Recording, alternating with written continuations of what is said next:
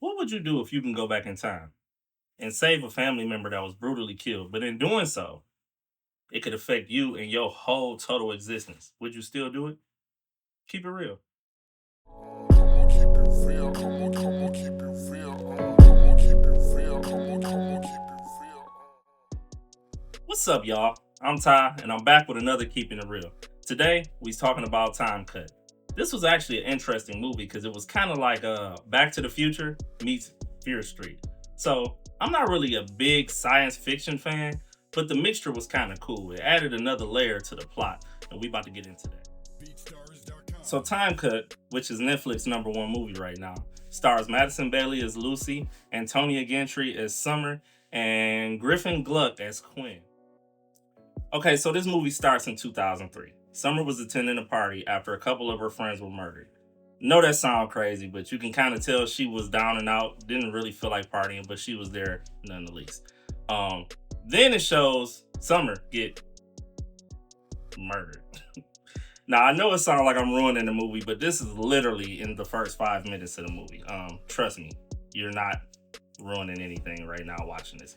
But anywho, after Summer gets murdered, it flashes to 2024, and then it starts to show Lucy, who is Summer's younger sister, which they never met because Summer died before Lucy was born. But anyway, it shows Lucy and how her life is after Summer's death.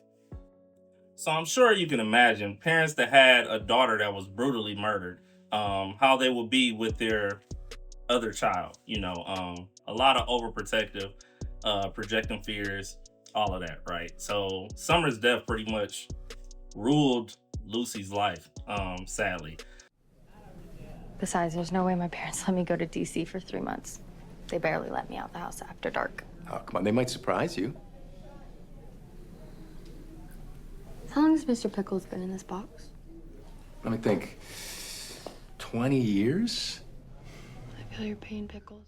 So Lucy was outside messing around. I won't say what she was doing, none of that, because I don't want to ruin the movie.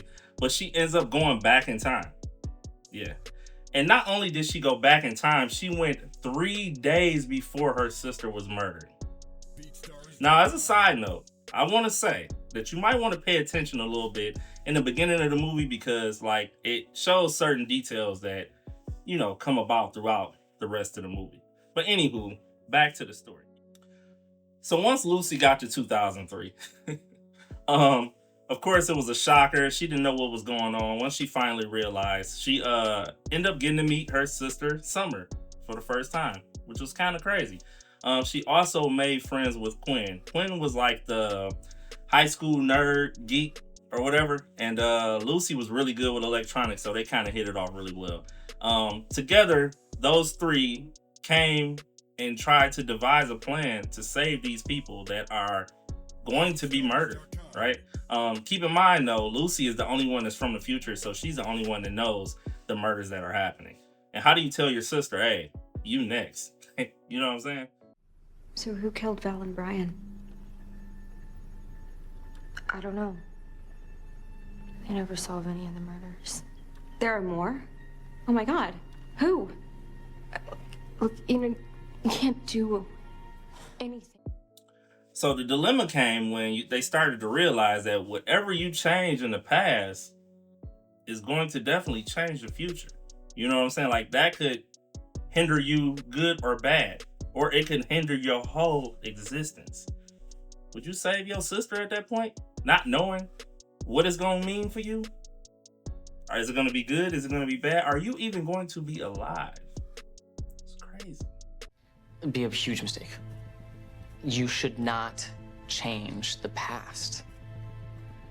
This isn't some Marty McFly scenario where he just disappears from a photo. You could create a paradox where everyone, everywhere just disappears from every photo, just ceases to exist. So I think I'm gonna stop right there with telling the story. Let y'all watch the movie. You know what I'm saying? But as I said before, I'm not really a science fiction person. But the mixture was kind of cool. You know what I'm saying? I don't like sci-fi that much, but you already know. I've been saying all this time, I like the horror thriller, Who's the Killer? Dang. I'm spitting. I need to go to the studio with that one. But anyway, yeah, I like them type of movies. So yeah, it had the who's the killer aspect, but it also had that sci-fi. If I save these people, what does that mean for me? You know what I'm saying? So that was a good little twist for the plot. Added a good layer to it. It wasn't all about staying alive at that point, like most slasher movies, I guess. Overall, I think the movie was decent. I don't think my time was wasted, and I actually did more watching the movie than watching my phone, and that's a big deal for me. So as far as the acting go in this movie, I'll say it was pretty decent. I believe everything that was going on the screen, but none of them really caught my eye. You know what I mean? Maybe Antonia Gentry, but not for her acting abilities. But I'm gonna stay focused. They all did pretty well. They all look familiar as well. I just don't know what movie or TV show I seen any of these people in. It's kind of crazy. Maybe y'all can help me out. If y'all seen them or know what they in the comments, let me know. I'm kind of curious, actually. So as I stated before, this movie is on Netflix, and it was pretty decent. I'm actually shocked. This is the second review I've done for a Netflix movie, and I actually like the movie. That's what's up. Shout out to Netflix once again. But have you seen the movie? Let me know what you thought about it if you have down in the comments below. And let me know if I'm missing something or if you maybe thought of something that I didn't. So I think that's all I got for y'all today. Y'all already know who I am. Y'all already know what just happened. So until next time. Come on, keep it real. Come